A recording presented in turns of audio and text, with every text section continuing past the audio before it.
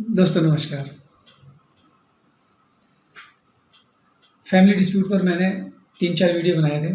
उसके बाद मैं सॉल्यूशन पर भी 2 वीडियो बना चुका हूँ।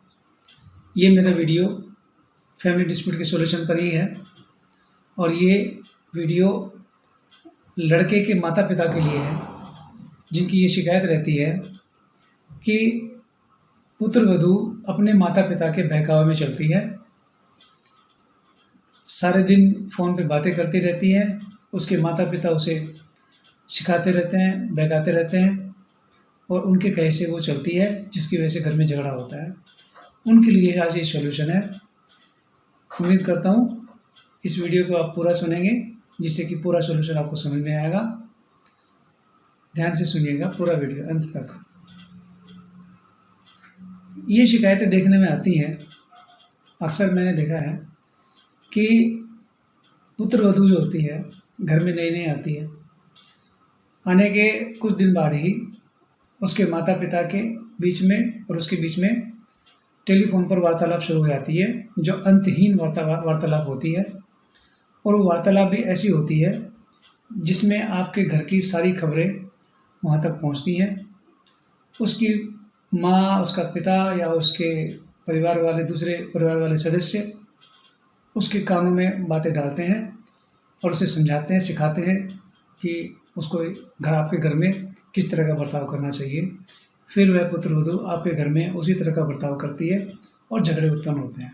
अक्सर ये समस्या होती है, जिसके बारे में पहले भी चर्चा कर चुके हैं। इस समस्या से निजात पाने के लिए, छुटकारा पाने के लिए आपको क्या करना है? नंबर 1, आपको उस पुत्र-वधू को बिठाकर उसकी काउंसलिंग करें, उसे समझाएँ, उसे बेसिक चीज़ें समझाएँ, उसे ये बात समझाएँ कि आगे की ज़िंदगी उसकी अपनी ज़िंदगी है, उसकी माता-पिता की ज़िंदगी नहीं है। उसे आपके साथ पूरी ज़िंदगी रहना है, उसे अपने माता-पिता के साथ नहीं रहना। वो यहाँ पर परिवार बनाने के लिए आई है, अपनी ज़िंदगी बनाने के लिए आई है। ऐसी बातें उसको समझाओ, तो वो समझ में आएगी उसके और वो अपने माता-पिता की नहीं सुनेगी। यदि फिर भी बात नहीं बनती है आपकी, तो उसके बाद आपका अगला कदम ये है कि आप अपने आप को समझाओ।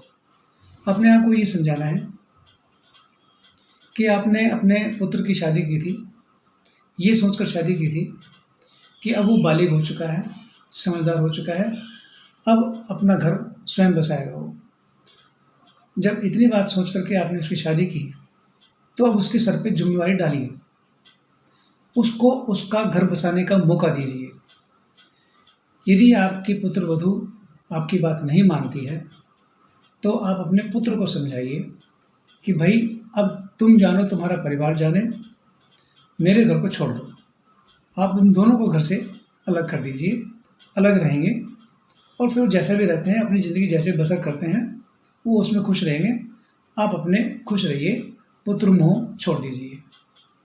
यदि आप पुत्र मोह नहीं छोड़ सकते, उसी परिवार में पुत्र और पुत्र-वधू दोनों ही रहते हैं, पुत्र को अलग नहीं कर सकते, तो उन्हें उनके साथ बायकॉट कर दीजिए। बायकॉट इन द सेंस कि अपनी ज़मीन जायदाद से बेदखल करने के लिए एक बार धमकी तो दीजिए, क्योंकि अक्सर ऐसा देखा गया है कि पुत्र-वधू के जो परिवार वाले हैं, वो अपनी बेटी को ज़मीन जायदाद के बारे में समझाते हैं कि इनसे ज़मीन जायदाद लो, अपने सास-ससुर से ज़मीन जायदाद लो और अलग हो जाओ। अक्सर ये बातें देखने आती हैं। तो उन्हें सीधे-सीधे शब्द में, साफ-साफ शब्दों में बताइए कि आपको अपने ज़मीन जायदाद से बेदखल करते हैं। जब पुत्र-वधू को ये पता लगेगा कि ज़मीन जायदाद से बेदखल हो रहे हैं, तो उस डर से भी वो आपकी बातें समझेगी और आपकी इज़्ज़त करेगी और अपने माता-पिता से फालतू बात नहीं करेगी। यदि फिर भी समस्या का समाधान नहीं होता है, तो अपने पुत्र को बेदखल कर ही दीजिए। ज़मीन जायदाद से बेदखल करो, अपने घर से उनको अलग निकालो और उन्हें अलग बसाओ। उनको बोलो कि जैसे भी चाहते हैं वो अपने अलग रहें, अलग बसें, अपनी ज़िंदगी बसर करें। आप अपनी ज़िंदगी में खुश रहिए। यदि इतना भी आपके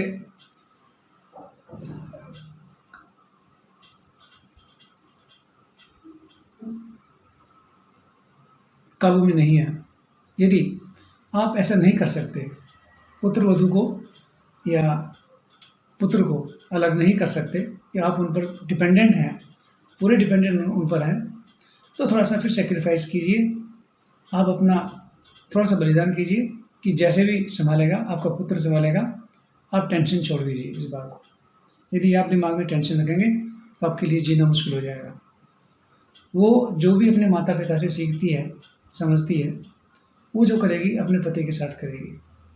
सबसे बड़ा उपाय तो यही है कि आप उसे घर से निकाल दीजिए, उसके अपने पुत्र के साथ, अकेले नहीं, अपने पुत्र और पुत्रवधू दोनों को घर से निकालिए और दोनों को बोलो जहाँ भी रहना चाहें रहें, लेकिन आपकी ज़िंदगी में जहर ना बोलें। इसके बाद भी अगर ये भी सॉल्यूशन आपको समस्या का समाधान नहीं देता, तो फिर आपके पास एक और उपाय है। आप अदालत में जाकर डीवी एक्ट में, डोमेस्टिक वायलेशन एक्ट में आप अपनी दरख्वास्त लगा सकते हैं कोर्ट में, और पुत्र वधू को किसी भी ऐसे काम करने से रोका जा सकता है जो आपके घर में, आपकी ज़िंदगी में दखलंदाज करती है। आप किसी वकील से सलाह लेकर, केवल आपके पास एक यही उपाय है कि डोमेस्टिक वायलेंस एक्ट में अदालत के पास अर्जी लगाएं और अपने पुत्र वधू को कोई भी गलत काम करने से रोकने के लिए वहाँ से आप स्टे ले सकते हैं, जिससे कि आपके पुत्र वधू आपकी ज़िंदगी में, आपके घर में बेवजह दखलंदाज ना करें। इस तरह के कुछ उपाय आप ले सकते हैं, जिससे कि आपको थोड़ा सा, फिर भी आपको यदि सुकून ना मिले तो आप उसकी बातों को, उसकी हरकतों को रिकॉर्ड कर सकते हैं। कहीं भी आजकल हाईटेक ज़माना है, अपने पुत्र को बोलकर या किसी को बोलकर घर में कोई ऐसा इंस्ट्रूमेंट या ऐसा उपकरण लगा सकते हैं जिससे कि उसकी सारी हरकतें रिकॉर्ड हो सकें। रिकॉर्ड होने के बाद, सबूत होने के बाद, फिर आप उसे वक्त आने पर यूज़ कर सकते हैं, उपयोग में ला सकते हैं। कोई भी मुकदमा डलता है, पुत्र वधू आपके खिलाफ मुकदमा डालती है या आप उसके खिलाफ डालते हैं, तो आपको उस सबूत से काफ़ी सहायता मिलेगी। ऐसा करके यदि पुत्र वधू को पता लगता है कि आप रिकॉर्डिंग करना शुरू कर दिया है आपने, तो हो सकता है वह शायद अपनी आदत से बाज आ जाए। वो फिर गलत हरकतें नहीं करेगी। जब उसे मालूम होगा कि तेरी रिकॉर्डिंग हो रही है तो अपनी हरकतों से बाज आएगी। अदरवाइज़ नहीं आती है तो आपके पास सबूत है, फिर आप अदालत का सहारा ले सकते हैं, कानून का सहारा ले सकते हैं।